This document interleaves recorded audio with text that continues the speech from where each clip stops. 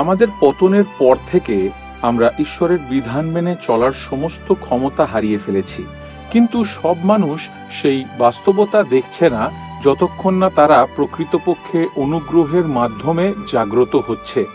কেবলমাত্র তখনই আমরা দেখতে শিখি যে আমরা সবাই পৌলের বক্তব্যের অন্তর্ভুক্ত। ধার্মিক কেহই নাই, একজনও নাই। এই মডিউলে আমরা আশা করি কিভাবে ঈশ্বর পাপীদের নিজেদের সম্পর্কে এই সচেতনতা এবং প্রভু যীশু খ্রিস্ট এবং তার পরিত্রাণের প্রয়োজনীয়তা নিয়ে আসেন সেই বিষয়ে আলোচনা করব।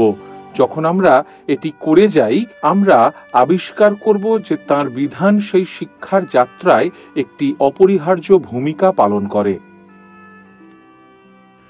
ঈশ্বরের বিধান সম্পর্কে আমাদের পঞ্চম বক্তৃতায় স্বাগতম। আজকের বক্তৃতাটি শিরোনাম হল বিধান এবং পাপী। আর আমাদের শাস্ত্রের পদ যা আমরা ব্যাখ্যা করার এবং চিন্তা করার লক্ষ্য হিসাবে গ্রহণ করব তা হচ্ছে রোমীয় 3 অধ্যায়ের 20 পদ, যেখানে বলা হয়েছে, কেননা ব্যবস্থা দ্বারাই পাপের জ্ঞান জন্মে। যদিও আমরা আমাদের পূর্ববর্তী বক্তৃতাগুলিতে অধ্যয়ন করেছি যে বিধান ভালো এবং পবিত্র এবং ঠিক, কারণ এটি আমাদের বিধানদাতাকে প্রতিফলিত করে, তবুও এটি আমাদের বেশিরভাগের কাছে সাধারণ জ্ঞান যে বিধান অস্বস্তি সৃষ্টি করে। এটা আমাদের মধ্যে কষ্ট, এমনকি প্রতিরোধ পেছনে সরে যাওয়ার কারণও বটে। কেন এমন হলো? এটা অবশ্যই আমাদের আজকের এই পাপী অবস্থার জন্যই হয়েছে। পরমদেশে পতনের পর থেকে বিধানের সাথে আমাদের সম্পর্ক পরিবর্তিত হয়েছে। আমরা বিধান ভঙ্গ করেছি বলে আমাদের এবং বিধানের মধ্যে এখন আর কোনো বাধ্যপূর্ণ সম্পর্ক নেই। সুতরাং আমরা ঈশ্বরের সাথে এবং ঈশ্বরের প্রতিফলনের সাথে দ্বন্দ্বে রয়েছি, যেমন তিনি আমাদেরকে তাঁর পবিত্র বিধানে দিয়েছেন। আর হ্যাঁ, বিধান এই সময় আমাদের পাপীদের জন্য শুধুমাত্র একটি জিনিস করতে পারে। এটি শুধুমাত্র আমাদেরকে অভিযুক্ত করতে পারে এবং আমাদের বিচার করতে পারে আর নিন্দার দাবি করতে পারে। আর আমরা ঈশ্বরের বিধান সম্পর্কে চিন্তা করার সময় এটি আমাদের সকলের দ্বারা স্বজ্ঞাতভাবে অনুভূত হয়। তাই হ্যাঁ, আমাদের অবস্থার ফলস্বরূপ আমাদের এখন ঈশ্বর এবং তাঁর পবিত্র বিধানের বিরুদ্ধে ঘৃণা জন্মেছে। রোমীয় 8 অধ্যায়ে একটি খুব স্পষ্ট বলা হয়েছে। আমরা সেই পদটি বিবেচনা করব। আর পৌল ঈশ্বরের সাথে শত্রুতার কথা বলেছেন এবং কিভাবে আমরা যে অবস্থায় আছি সেই অবস্থায় আমরা ঈশ্বরের বিধানের অধীন হতে আমাদের সাথে রোমীয় 7 অধ্যায়ে ঈশ্বরের বিধানের সাথে তার নিজের বিরোধ ভাগ করে নিয়েছে। যখন প্রভু প্রকৃতপক্ষে তাকে পরিবর্তন করেছিলেন, তার মন পরিবর্তন হওয়ার আগে তিনি ঈশ্বরের বিধানকে প্রতিরোধ করেছিলেন, কিন্তু তার মন পরিবর্তনের পরে তিনি আরও প্রতিরোধ করেছিলেন যখন তিনি অনুভব করেছিলেন যে তার হৃদয়ের প্রতিরোধ ঈশ্বরের বিধানের বিরুদ্ধে চালিত হচ্ছে। যখন এই বিষয়টি তার কাছে এসে উপস্থিত হয়েছে 10তম আজ্ঞার মাধ্যমে, যে তুমি লোভ করিও না। কিন্তু শেষ পর্যন্ত প্রেরিত পৌল তার নিজের পাঠকদের আশ্বস্ত করেন যে বিধানে কোনো ভুল নেই, বিধান ভালো, পবিত্র এবং ন্যায়সঙ্গত। এটি হচ্ছে আমাদের পাপপূর্ণ সমস্যা, যা ঈশ্বরের বিধানের পবিত্রতা এবং ন্যায় বিচারের উপর প্রতিক্রিয়া দেখায়।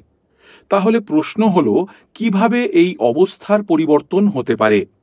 কিভাবে আমরা ঈশ্বরের বিধানকে ভালোবাসতে পারি, যেমন দাউদ তাঁর লেখনী গীতসংহিতাতে প্রকাশ করেছিলেন? সংক্ষিপ্ত উত্তর হল, এটি হচ্ছে ঈশ্বরের পরিত্রাণের কাজ। তিনি এক এবং একমাত্র যিনি আমাদের অবস্থা পরিবর্তন করতে পারেন। এই বক্তৃতায় আমি আপনার সাথে অন্বেষণ করতে চাই কিভাবে ঈশ্বর এখন একজন পাপীকে বাঁচাবার জন্য তাঁর নিজের বিধান ব্যবহার করেন। একজন পাপী বলতে আমি কি বোঝাতে চাই, প্রথমে তা সংজ্ঞায়িত করা যাক। যেমন শাস্ত্রে সংজ্ঞায়িত করা হয়েছে, একজন পাপী হল একজন অনুতপ্ত, অবিশ্বাসী, আধ্যাত্মিকভাবে মৃত ব্যক্তি। উদাহরণস্বরূপ ইফিসীয় 2 অধ্যায়ের প্রথম 3 পদে পৌল ইফিসীয় বিশ্বাসীদের অপরাধী এবং পাপে মৃত বলে বর্ণনা করেছেন। সুতরাং আমি আপনাদের পরিত্রাণের জন্য ঈশ্বর যে বিধান ব্যবহার করেন তা বিবেচনা করার ইচ্ছা প্রকাশ করি। প্রথমে আসুন এক মুহূর্তের জন্য বিবেচনা করি যে পরিত্রাণের মধ্যে বিধান কি করে না, আর দ্বিতীয়ত আসুন দেখি কিভাবে ঈশ্বর আমাদের পরিত্রাণের অভিজ্ঞতায় আনতে বিধানকে ব্যবহার করেন।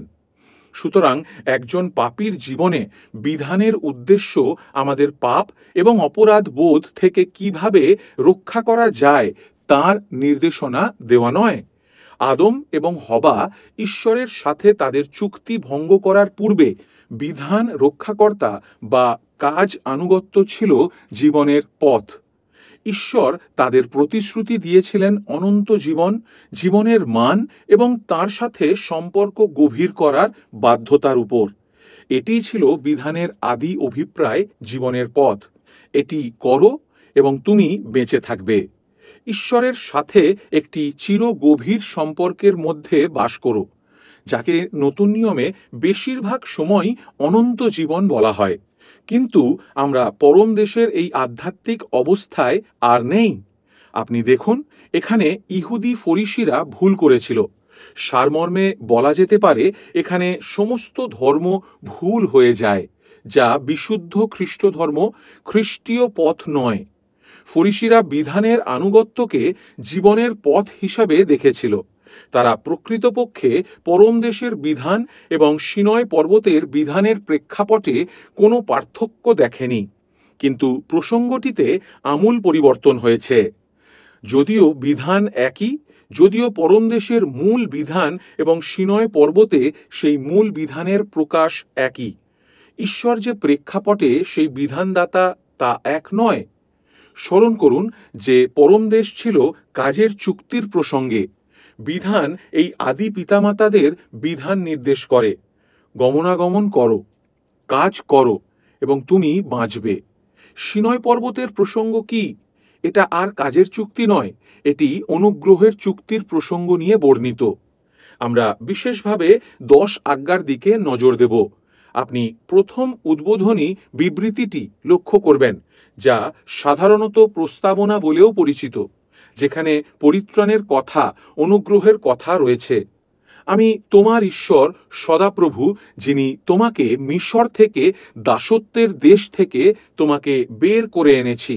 আপনি লক্ষ্য করুন যে ঈশ্বর তাদের কি মনে করিয়ে দিয়েছেন, আমি প্রভু তোমার ঈশ্বর।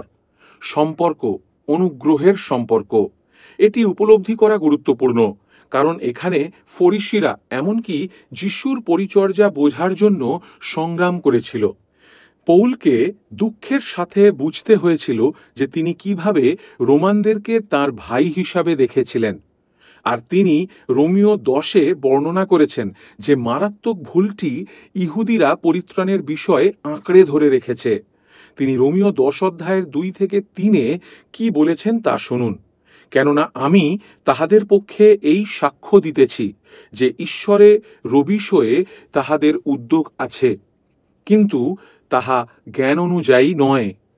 ফলত ঈশ্বরের ধার্মিকতা না জানায় এবং নিজ ধার্মিকতা স্থাপন করিবার চেষ্টা করায় তাহার ঈশ্বরের ধার্মিকতার বশীভূত হয় নাই। ঈশ্বরের ধার্মিকতা, যা সেই ধার্মিকতা যা তিনি তার পুত্র যীশুখ্রিস্টের কাজ এবং মৃত্যুতে দিয়েছেন। সুতরাং আমাদের বোঝা অপরিহার্য যে আমাদের পাপীদের জন্য বিধানটি জীবনের পথ হিসাবে দেওয়া হয়নি। তাহলে পাপী হিসাবে আমাদের জন্য বিধানের উদ্দেশ্য কি? প্রথমত, আমাদের পাপের জন্য আমাদের দোষী সাব্যস্ত করার জন্য, আমাদের অবস্থার নিরাশা এবং অসহায়ত্বের সাথে আমাদের মোকাবিলা করার জন্য এটি ঈশ্বরের পরিমাপক সরঞ্জাম।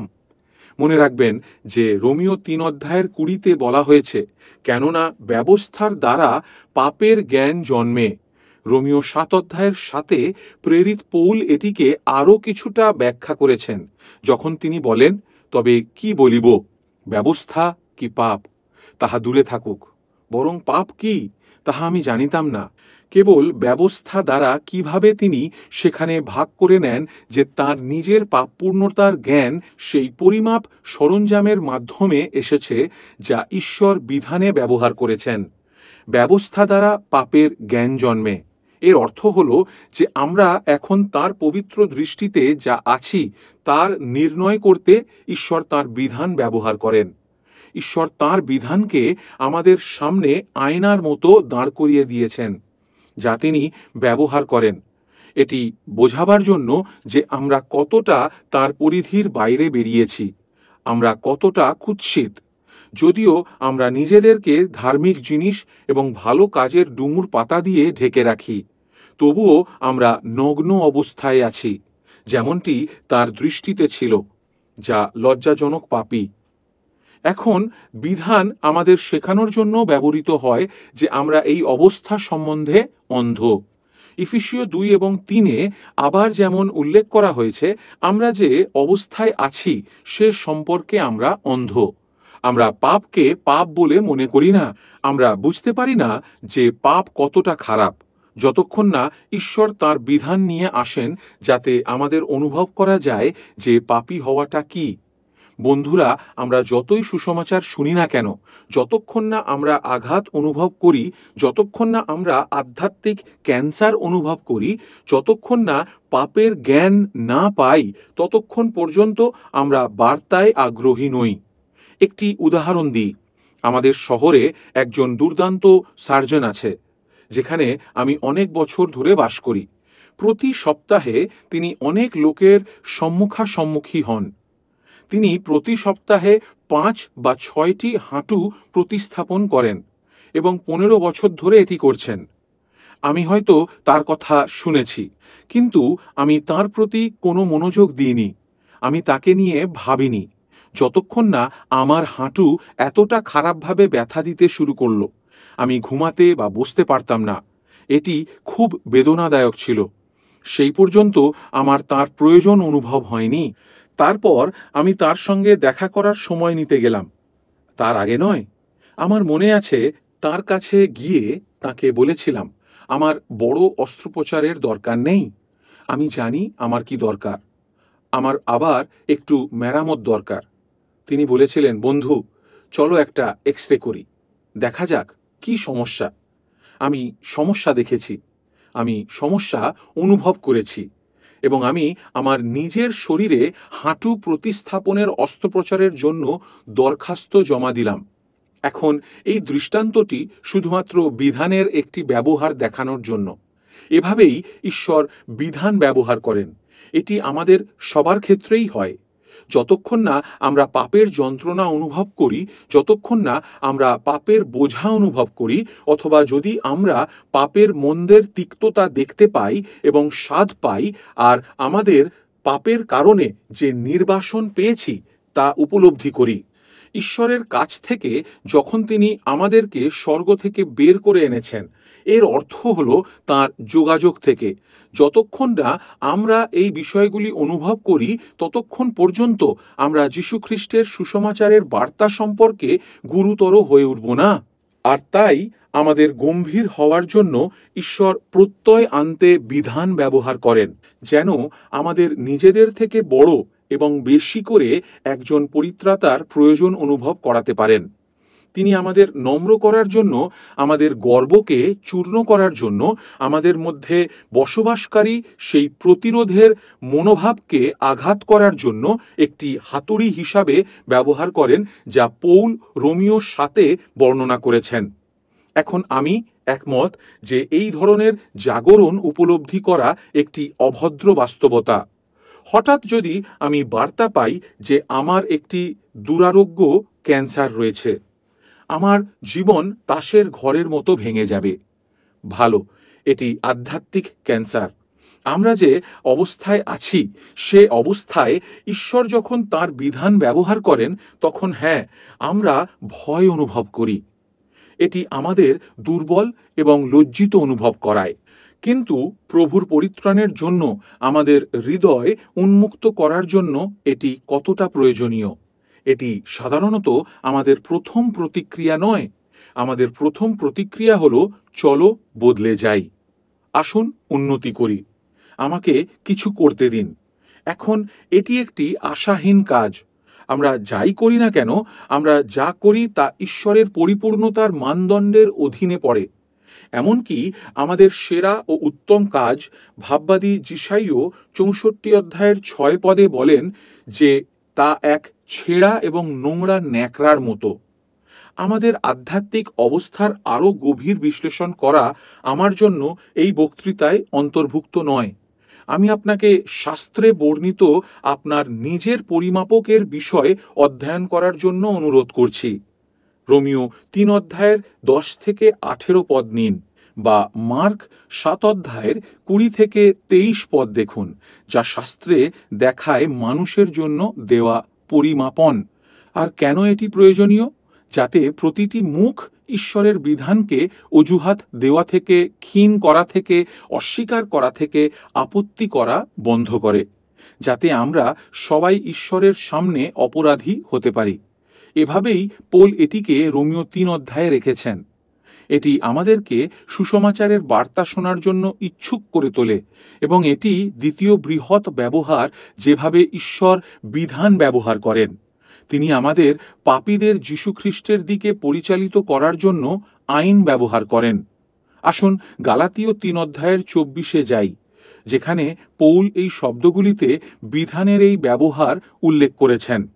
তিনি বলেন, এই প্রকারে ব্যবস্থা খ্রিস্টের কাছে আনিবার জন্য আমাদের পরিচালক দাস হইয়া উঠিল, যেন আমরা বিশ্বাস হেতু ধার্মিক গণিত হই। সেই শেষ অংশটি হল সুসমাচার। বিশ্বাসের দ্বারা, প্রভু যিশুতে বিশ্বাসের দ্বারা ধার্মিক গণিত হয়। কিভাবে আমরা সেখানে পৌঁছাতে পারি? তিনি বলেন, ঈশ্বর স্কুলের শিক্ষক হিসাবে বিধান ব্যবহার করেছেন। আসুন আমরা বুঝি শিক্ষক শব্দের অর্থ কি। গ্রিক সংস্কৃতিতে একজন বিদ্যালয়ের শিক্ষক ছিলেন এমন একজন যিনি শিশুদের সংগ্রহ করতেন এবং একজন স্কুলের শিক্ষকের দ্বারা শেখানোর জন্য তাদের স্কুলে নিয়ে আসেন। আমাদের পরিপ্রেক্ষিতে আমরা শিক্ষককে বাস চালক বলতে পারি। তিনি মূলত তিনি শিক্ষক ছিলেন না, তিনি ছিলেন সেই মাধ্যম ব্যক্তি যিনি শিশুদেরকে বিদ্যালয়ে পড়ানোর পথ দেখাতেন। প্রতিদিন সেই একই কাজ করতেন।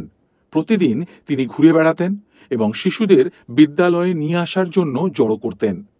এখন পৌল সেই সাংস্কৃতিক বিদ্যালয়ের শিক্ষকের ধারণাটি ব্যবহার করে তুলনা করেন যে কিভাবে ঈশ্বর আমাদের প্রভু যীশুখ্রিস্টের কাছে নিয়ে যাওয়ার জন্য বিধান ব্যবহার করেন।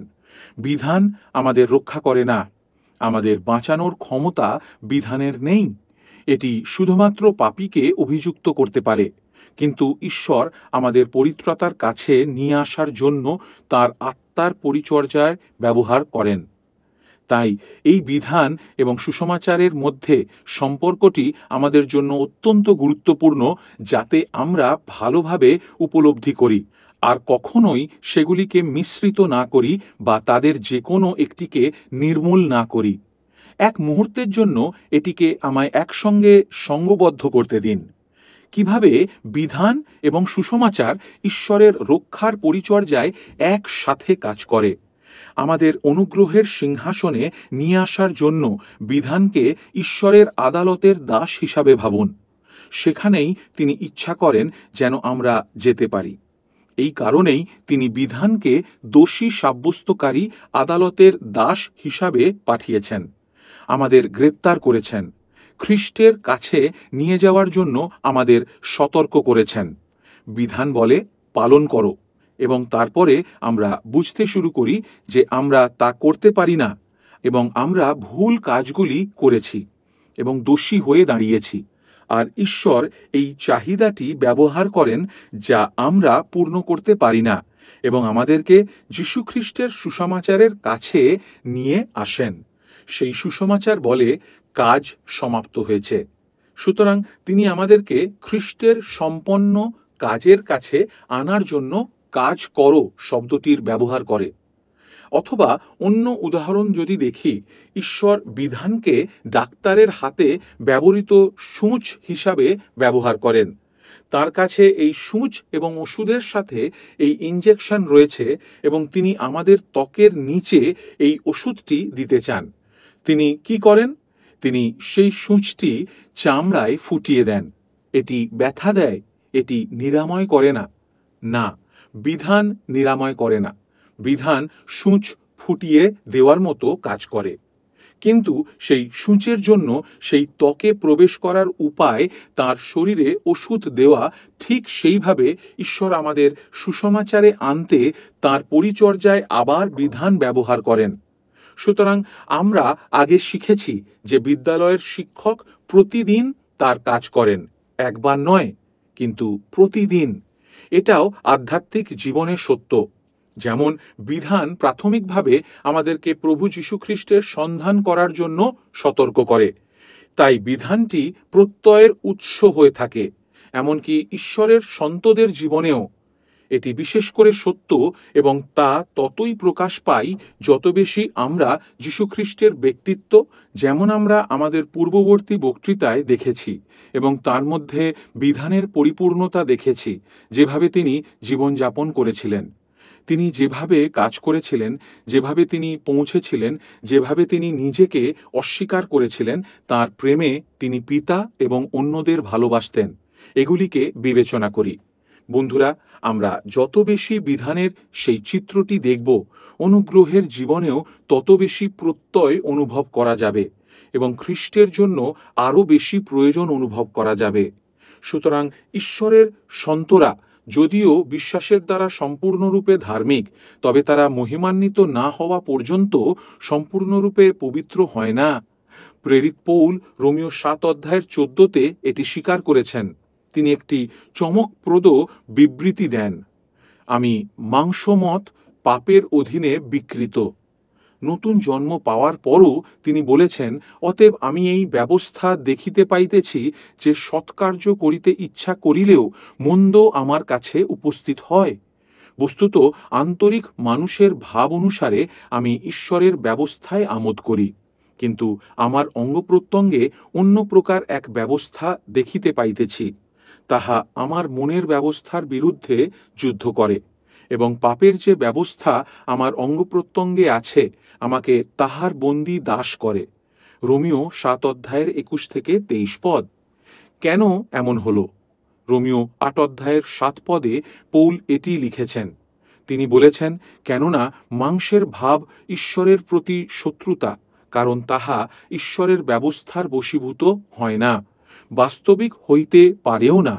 দৈহিক মন শত্রুতা, যা ঈশ্বরের বিধানের অধীন হতে পারে না। দেখুন, ঈশ্বর যখন একজন মানুষকে রক্ষা করেন, তখন তিনি দৈহিক বৃদ্ধ মানুষটিকে পরিবর্তন করেন না। তিনি তাকে ক্ষুধার্ত করবেন এবং তাকে বশীভূত করবেন, এবং অবশেষে আমাদের মৃত্যুর দিনে তিনি আমাদেরকে মর্তময় দেহ থেকে মুক্তি দেবেন, যা আমরা বহন করি। আর তাই প্রভু ঈশ্বরের সন্তদের জীবনেও দৃঢ় বিশ্বাসের উৎস হতে চলেছেন। অথবা আমরা বলতে পারি যে তিনি আমাদের প্রভু যিশুর কাছে নিয়ে আসার জন্য একজন বিদ্যালয়ের শিক্ষক হিসাবে অবিরত আছেন।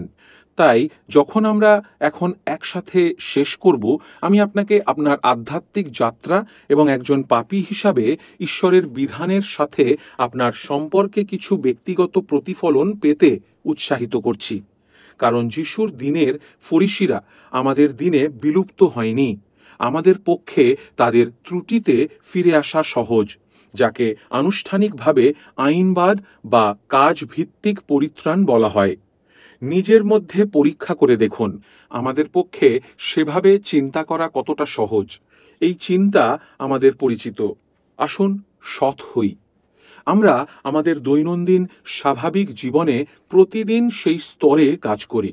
আপনি জানেন যে আপনি এগিয়ে যাওয়ার জন্য কঠোর পরিশ্রম করেন। ভালো কাজ করুন এবং আপনি একটি পদোন্নতি পাবেন। মনিব দয়া করেন এবং আপনি একটি বেতন বৃদ্ধি পেতে পারেন। এভাবেই আমরা কাজ করি। আমরা মনে করি কাজ ভিত্তিক, যোগ্যতা ভিত্তিক আনুগত্য আশীর্বাদ নিয়ে আসে। আর এই চিন্তাভাবনা আমাদের কাছে খুব স্বাভাবিক মনে হয়, কারণ আমরা যখন পরম দেশে ছিলাম তখন আমাদের সৃষ্টিকর্তার সাথে একই রকম সম্পর্ক ছিল। প্রভুর সাথে ঘনিষ্ঠ যোগাযোগের যোগ্যতা অর্জনের জন্য আমরা সব সময় বিধানের প্রতি আমাদের আনুগত্যের ভিত্তিতে কাজ করছিলাম। আমরা জানতাম যে সে সময় আনুগত্যই জীবনের পথ, কিন্তু কাজ আর সেভাবে নেই। আজ এটি হচ্ছে সেই যিশু যিনি জীবনের পথ। আমিই পথ ও সত্য ও জীবন, আমাদিয়া না আসিলে কেহ পিতার নিকটে আইসে না। যোহন 14:6 প্রভু যিশু এই কথা বলেন। আর এর অর্থ তার দ্বারা যিনি তার কাজ এবং তার মৃত্যুতে আমাদের জন্য আবার জীবনের পথ হয়ে উঠেছেন। যেহেতু অনুগ্রহের চিন্তাভাবনা আমাদের জন্য এতটাই অপ্রাকৃতিক, তাই পৌল যীশুখ্রিস্টের সুসমাচারকে ঈশ্বরের গোপন জ্ঞান বলে উল্লেখ করেছেন। আপনি যদি 1 করিন্থীয় 2 পড়ার জন্য একটু সময় নেন, আপনি দেখতে পাবেন যে এটি সেখানে প্রেরিত পৌলের দ্বারা সুন্দরভাবে বিকশিত হয়েছে। আর তিনি এই বিবৃতি নিয়ে এসেছেন, চক্ষু যাহা দেখে নাই, কর্ণ যাহা শুনে নাই, এবং মনুষ্যের হৃদয়াকাশে যাহা উঠে নাই। পদ 9। এখন প্রায় আমরা সেই পদটিকে স্বর্গের সাথে সম্পর্কিত করি, কিন্তু প্রেক্ষাপটে এটি ঈশ্বরের জ্ঞানের সাথে সম্পর্কিত, যা যীশুখ্রিস্টের ব্যক্তি এবং কাজের মধ্যে প্রকাশিত হয়েছে। আমরা অনুগ্রহের উপায় চিন্তা করতে পারি না, এটা আমাদের মধ্যে নেই, এটা আমাদের বাইরে থেকে আসা প্রয়োজন। সুতরাং আমাদের সকলের যে প্রশ্নটি মুখোমুখি হওয়া দরকার তা হল, আমরা যে পদ নিয়ে শুরু করেছি সেই বিষয়। ঈশ্বর কি আমাদের পাপের জ্ঞানে আনার জন্য বিধান ব্যবহার করেছেন, যা আমাদেরকে প্রভু যীশুখ্রিস্টের কাছে আনার জন্য বিদ্যালয়ের শিক্ষক হিসাবেও ব্যবহার করা যেতে পারে? তাই আপনার নিজের ব্যক্তিগত প্রতিফলনে বিবেচনা করার জন্য আপনাকে কয়েকটি প্রশ্ন জিজ্ঞাসা করে আমাকে শেষ করতে দিন। আপনি কি যিশুর মতো আপনার হৃদয়ের সমস্ত তীব্রতা দিয়ে ঈশ্বরকে ভালোবাসেন? সব সময়? কখনো আপোস করবেন না? সকাল থেকে সন্ধে পর্যন্ত সমস্ত কিছু শুধুমাত্র তাঁর মহিমা করার জন্য নিজেকে নিয়োজিত করা, এমনকি যখন এটির জন্য আপনাকে এক বড় মূল্য দিতে হবে, এমনকি যখন এটা আপনার অসুবিধা হবে, তখনও যখন এটি জগতের মানুষের অবজ্ঞা নিয়ে আসে, এমনকি যদি এটির জন্য আমাদেরকে চূড়ান্ত মূল্য দিতে হয়। বিধান অনুসারে এই আয়না যা আমরা যীশুখ্রিস্টের মধ্যে নিখুঁতভাবে দেখতে পাচ্ছি, তা হল পাপের জ্ঞান। আসুন বিধানের দ্বিতীয় অংশ সম্পর্কে জিজ্ঞাসা করি। আপনি কি আপনার প্রতিবেশীকে ভালোবাসেন যেমন আপনি নিজেকে ভালোবাসেন? আমরা কি আমাদের প্রতিবেশীকে সান্ত্বনা দেওয়ার জন্য ততটা ব্যয় করছি যতটা আমরা নিজেদের সান্ত্বনা দেওয়ার জন্য ব্যয় করি? এটি একটি উচ্চ মানদণ্ড, তাই না? আমরা কি নিজেদের মতো আর অন্যকে ভালোবাসতে প্রিয় কিছু ত্যাগ করতে ইচ্ছুক? শুধুমাত্র আমাদের বন্ধু এবং পরিবার না, আসুন শত্রু সম্পর্কে জিজ্ঞাসা করুন। যারা আমাদের ঘৃণা করে, যারা আমাদের অভিশাপ দেয়, তাদের জন্য আমরা কি আমাদের শত্রুদেরকে ভালোবাসি যেমন যিশু ভালোবাসতেন? ক্রুশের উপরে তুলে নিয়েছিলেন এবং সমস্ত যন্ত্রণার মধ্যে আর তাঁর শত্রুদের জন্য প্রার্থনা করেছিলেন, পিতা, ইহাদের ক্ষমা করো। এখন এটাই প্রেম আর এটাই বিধান। আমরা যখন এই চিত্রের দিকে তাকাই, এটি আপনার জন্য কি করে? আমরা কি আমাদের শত্রুকে খাওয়াই যখন সে ক্ষুধার্ত থাকে? ঈশ্বর পিতা প্রতিদিন এই কাজটি করেন, কারণ তিনি ভালো মন্দ লোকেদের উপরে আপনার সূর্য উদিত করেন এবং ধার্মিক অধার্মিকগণের উপরে জল বর্ষান। মথি 5:45 আমি কেন এই প্রশ্ন জিজ্ঞাসা করলাম? আপনি কি আমাদের জীবনে ঈশ্বরের মহিমা থেকে আমাদের দূরত্ব অনুভব করছেন? এটাই উদ্দেশ্য। কেন? কারণ বন্ধুরা, এটি শুধুমাত্র আমাদের ব্যক্তিগতভাবে আমাদের জন্য প্রভু যীশুখ্রিস্টের সৌন্দর্য এবং প্রয়োজনীয়তা দেখাতে পারে। এটি শুনুন, এই সমস্ত কিছুর উপরে প্রেরিত পৌল গালাতীয় 3:10 কি লিখেছেন? বাস্তবিক যাহারা ব্যবস্থার ক্রিয়াবলম্বী, তাহারা সকলে শাপের অধীন। কারণ লেখা আছে, যে কেহ ব্যবস্থা গ্রন্থের লিখিত সমস্ত কথা পালন করিবার জন্য তাহাতে স্থির না থাকে, সে শাপগ্রস্ত। এটি তীক্ষ্ণভাবে আঘাত করে। এটি একটি ভয়ানক রোগ নির্ণয়ের পাশাপাশি একটি ভয়ানক বাক্য। অভিশপ্ত কারণ আমরা বিধানের বইয়ে লেখা সমস্ত জিনিস পালন করি না। না, ঈশ্বরের এই ভয়াবহ বাস্তবিকতার আধ্যাত্মিক এক্সরে এর মুখোমুখি হওয়া আরামদায়ক নয়। তবে এটি প্রয়োজন যাতে আমরা প্রেরিত পৌলের সাথে বলতে পারি, যেমন তিনি ফিলিপিও 3:9 স্বীকার করেছেন, পূর্বের যা সমস্ত কিছু আমার জন্য লাভ ছিল তা এখন নগণ্য বলিয়া গণনা করি। আর তারপরে তিনি নিজেকে প্রকাশ করেন, যেন খ্রিস্টকে লাভ করি এবং তাহাতেই যেন আমাকে দেখিতে পাওয়া যায়। আমার নিজের ধার্মিকতা যাহা ব্যবস্থা হইতে প্রাপ্য তাহা যেন আমার না হয়, কিন্তু যে ধার্মিকতা খ্রিস্টে বিশ্বাস দ্বারা হয়, বিশ্বাসমূলক যে ধার্মিকতা ঈশ্বর হইতে পাওয়া যায়, তাহাই যেন আমার হয়। সুতরাং আমাদের পরবর্তী বক্তৃতা হবে বিধান আবার অন্বেষণ করা। এখন সন্তদের সাথে বিধানের সম্পর্কের বিবেচনা করা হবে, যাদের অনুগ্রহ দেওয়া হয়েছে। তাদের জীবনে বিধান কিভাবে কাজ করে। প্রভু তাহলে এই পাঠগুলিকে আশীর্বাদ করুন এবং এর ফলকে বহু গুণ করুন যখন আমরা এটি একসাথে চিন্তা করি। ধন্যবাদ। এই বক্তৃতায় আমরা বুঝতে পারলাম ঈশ্বরের বিধান আমাদের জন্য কতটা গুরুত্বপূর্ণ। আমরা ঈশ্বরের মহিমা দেখতে থাকব তার বিধানের দ্বারা। পরবর্তী অনুশীলনে আমরা বিধান এবং সন্ত অথবা পবিত্র জনের সম্বন্ধে দেখব।